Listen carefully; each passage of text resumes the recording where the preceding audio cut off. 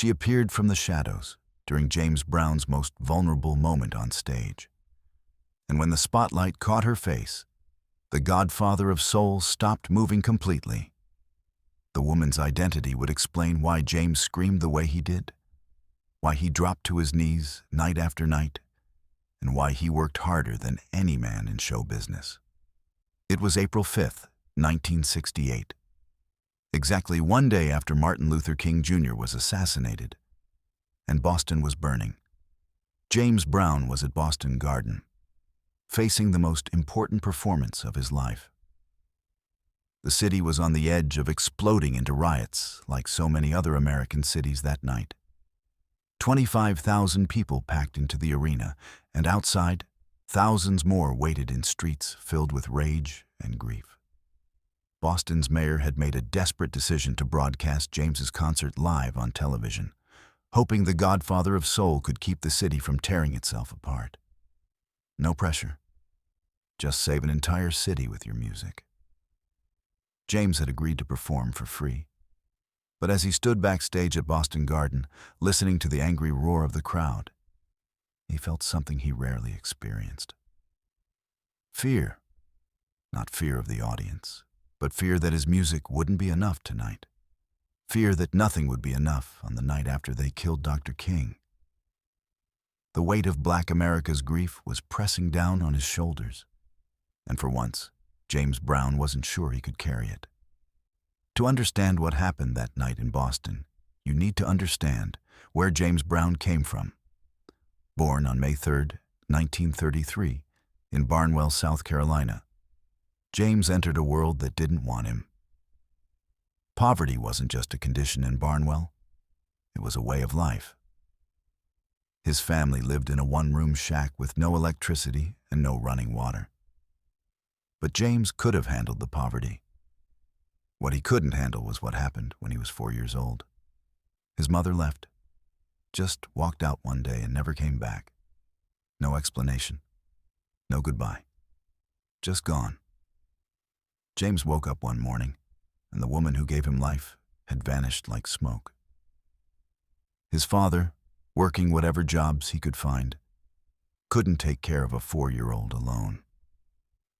So little James was passed around between relatives, never staying anywhere long enough to feel wanted, never feeling like he belonged anywhere. That abandonment planted something deep inside James Brown, something that would drive him for the rest of his life. An insatiable need to be seen, to be heard, to matter so much that no one could ever leave him again. By the time James was a teenager, he'd learned to survive on the streets. He shined shoes, washed cars, picked cotton, and danced for coins. Anything to eat, anything to survive. At 16, he was arrested for stealing and sent to juvenile detention for 3 years. But it was in that detention center that James discovered the one thing that made him feel whole. Music. He formed a gospel group with other inmates, and when he sang, when he screamed those gospel notes, something happened. For those few minutes, he wasn't a poor, abandoned kid. He wasn't a criminal. He was somebody. After his release in 1952, James threw himself into music with an intensity that bordered on obsession. He joined a gospel group called the Famous Flames, and slowly, painfully, they started getting noticed. In 1956, they recorded Please, Please, Please at Federal Records. The song was raw, desperate, emotional in a way that R&B had never been before. James literally begged in that song, dropping to his knees in performances, pleading with an intensity that made audiences uncomfortable. They didn't know they were watching a 4-year-old boy begging his mother not to leave, performed by a 23-year-old man who never stopped feeling abandoned. The song became a hit. But James wasn't satisfied. Hits weren't enough. Being successful wasn't enough. He needed to be undeniable. He needed to work so hard that no one could ignore him, no one could leave him, no one could make him disappear. Friends started calling him the hardest working man in show business. and James wore that title like armor. If he worked hard enough, if he mattered enough, maybe he could finally fill that hole his mother left. By 1962, James had become a phenomenon, but he still wasn't satisfied. He wanted to record a live album at the Apollo Theater in Harlem, but his record label refused. They said live albums didn't sell. James didn't care. He borrowed money and recorded Live at the Apollo anyway, paying for it himself. That album changed everything. It captured the raw energy of James's performances, the screaming, the dancing, the sweat, the complete emotional breakdown he had on stage every single night. The album stayed on the charts for 66 weeks and made James Brown a superstar. But success didn't heal the wound. Nothing healed the wound. In 1965, James recorded Papa's Got a Brand New Bag and accidentally created a new genre of music, funk. He stripped away the melody and put all the emphasis on rhythm, specifically on the downbeat, what musicians called the one. That first beat of every measure became everything. Bass hitting hard, drums punching, horns stabbing. It was aggressive, it was black, and it was revolutionary. James didn't just change music, he changed the heartbeat of Black America. His band, the JBs, became legendary. Bobby Bird, Maceo Parker, Fred Wesley, Bootsy Collins. These weren't just musicians. They were warriors fighting alongside James in his crusade to make black music undeniable. James demanded perfection from them. He fined band members for missing notes, for showing up late, for not matching his intensity. He was a tyrant, but he was a tyrant with a purpose. Every note had to be perfect, because imperfection meant you could be dismissed, ignored, abandoned. James's personal life was chaos. He married Velma Warren in 1953, but the marriage couldn't survive his obsession with success. They divorced in 1969. He married Deidre Jenkins in 1970, divorced in 1981. Then Adrienne Rodriguez in 1984, a marriage that would become infamous for its violence and toxicity. James collected relationships like he collected hits, desperately trying to fill that void. But nothing worked. No woman could replace the one who left when he was 4. By 1968, James Brown had everything he'd worked for. He was the biggest star in black music. He had money, fame, respect, power. But he was also exhausted, emotionally hollow, running on fumes and prescription pills, driving himself toward a breakdown he could feel coming, but couldn't stop. And then Martin Luther King was shot, April 4th, 1968. The man who gave voice to Black America's dreams was gone, and the country exploded. Cities burned, people rioted. The rage that had been building for centuries poured into the streets. And somehow, impossibly, James Brown was supposed to perform in Boston the next night and make it okay. As James stood backstage at Boston Garden on April 5th, he could hear the anger in the crowd. This wasn't a regular audience. These were people looking for somewhere to put their grief, their rage, their pain. James understood that feeling. He'd been carrying those same emotions his entire life. But tonight, for the first time, he wasn't sure his screaming would be enough. The house lights went down. The crowd roared. James walked onto the stage, and 25,000 people erupted. But it wasn't celebration. It was something more primal. It was need. They needed him to make sense of what happened to Dr. King. They needed him to transform their pain into something they could survive. James started with the hits. Cold Sweat. I Got You. I Feel Good. Get up off of that thing. The band was tight. The energy was high. But something felt off. James could feel it. He was performing, but he wasn't connecting. Not really. The audience was with him, but there was a wall between them, built from the previous night's grief. 90 minutes into the show, James decided to do something he rarely did in concerts. He slowed everything down. He told the band to give him just the bass and quiet drums. The arena fell silent. 25,000 people holding their breath. And James began singing, "It's a man's world," the most vulnerable song he'd ever written. A song about how men build empires but mean nothing without women. A song about abandonment and need, and the hole that never fills. As James sang the second verse, his voice cracking with emotion he usually kept locked away, something impossible happened. A second voice began harmonizing from somewhere in the darkness backstage. At first, James thought it was one of his backup singers. But this voice was different. It was older, weathered, filled with a sadness that matched his own. More importantly, it knew harmonies to this song that James had never taught anyone. James kept singing, but his eyes were searching the darkened, backstage area, trying to locate the source of this mysterious voice. The audience was mesmerized, confused, feeling like they were witnessing something they weren't meant to see. Then, slowly, a figure began to emerge from the darkness. An older black woman in a simple dress walked onto the stage, her face hidden in shadow. She moved carefully, like she knew she didn't belong there, but couldn't stay away anymore. Security guards started moving forward, but James, without breaking his performance, held up his hand to stop them. Something about this woman, something about her voice, had captured his complete attention. As she got closer to the spotlight, James could see her features.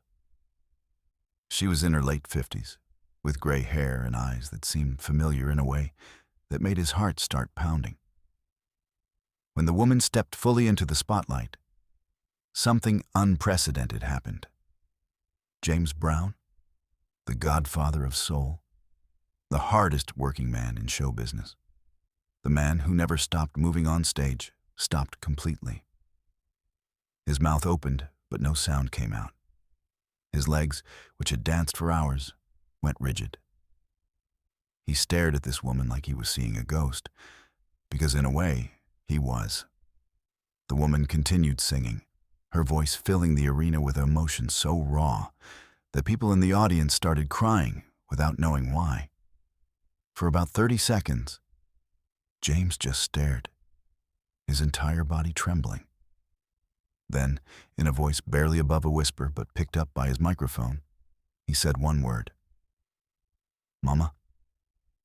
That single word sent shockwaves through everyone who knew James Brown's story. The woman he'd spent his entire life trying to forget, trying to prove himself to, trying to replace, was standing on his stage. The mother who had abandoned him when he was 4 years old had walked back into his life at the exact moment he was trying to hold together a grieving city. Susie Brown, James's mother, stopped singing and nodded, tears streaming down her face. "Hello, Junior," she said, using the childhood name no one had called him in decades. "I've been watching you for years. Tonight, after Dr. King, I couldn't stay away anymore. You needed me here, even if you don't know it yet." The audience was completely confused, but captivated. They could sense they were witnessing something incredibly personal, something that should probably be happening in private, but was unfolding in front of 25,000 people. James set down his microphone and walked toward his mother. For a moment, they just looked at each other, a 4-year-old boy's question finally getting answered 40 years later. "Why?" James said, his voice breaking in a way his audience had never heard. "Why did you leave me?" Susie's face crumpled. "I was 20 years old, Junior. 20 years old with a baby and no money and no future. Your daddy was gone all the time, and I was drowning. I thought you'd be better off without me. I thought if I stayed, I'd destroy you.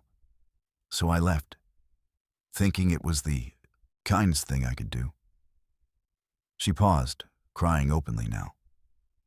I was wrong. I've been wrong for 40 years. James was crying too, not caring that Boston could see him, that the performance was falling apart, that he was supposed to be saving a city. You destroyed me anyway, Mama. Every night on stage, every time I drop to my knees and beg, that's me as a 4-year-old boy begging you not to leave.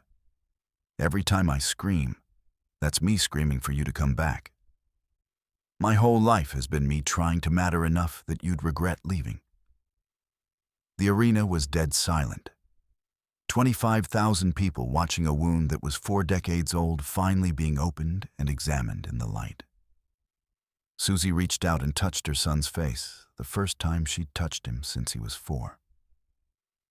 Junior, you matter. You've always mattered. I didn't leave because you weren't enough. I left because I wasn't enough. That was my failure, not yours. Something broke inside James Brown in that moment. 40 years of performing, of screaming, of working himself to exhaustion, trying to fill a hole that he suddenly realized couldn't be filled by applause or hit records or sold-out shows. The only person who could fill it was standing in front of him, and she was asking for forgiveness. I forgive you, Mama, James said.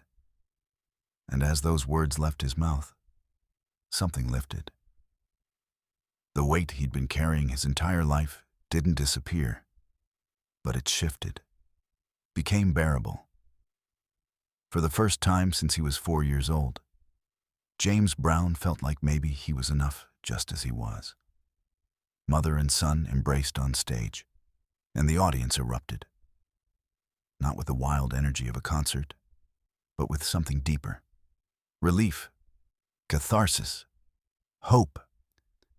If James Brown could forgive the deepest wound of his life on the night after Martin Luther King was killed, maybe there was hope for all of them. Maybe healing was possible. Maybe tomorrow didn't have to be built on yesterday's pain. James picked up his microphone, his arms still around his mother. Boston, he said, his voice still shaky but growing stronger. Dr. King died yesterday, but we're still here. And as long as we're still here, we got work to do. We got healing to do. We got forgiving to do. And we got living to do. He looked at his mother. Mama, will you sing with me? Like we should have been doing for 40 years? Susie nodded. And what followed was the most emotionally charged performance in soul music history. James and his mother sang together, their voices blending in a way that felt like it was healing something broken in the universe itself. They performed for another hour, and somewhere during that hour, James Brown transformed his pain into power, his grief into grace, his abandonment into acceptance. The city of Boston watched, and instead of burning that night, they healed. Not completely, not forever, but enough. Enough to make it through to tomorrow. After that night, James and his mother reconciled. She didn't become a constant presence in his life. 40 years of separation couldn't be erased. But they talked regularly, and James finally understood that his mother's leaving wasn't about him. It was never about him. That knowledge didn't erase the pain, but it changed the story he'd been telling himself his entire life. James Brown would continue performing for almost 40 more years, still screaming, still dropping to his knees, still working harder than anyone else. But after April 5th, 1968, the screaming meant something different. It wasn't a 4-year-old boy begging his mother not to leave. It was a man expressing the full range of human emotion, pain and joy, grief and celebration, abandonment and redemption, all mixed together in the funk that changed music forever. That night in Boston became legend, the concert that saved a city, the performance where James Brown reunited with his mother and showed America that forgiveness was possible even in the darkest moments. Most people remember it as the night James Brown prevented a riot. But those who are really paying attention remember it as the night a 4-year-old boy finally got his mother back.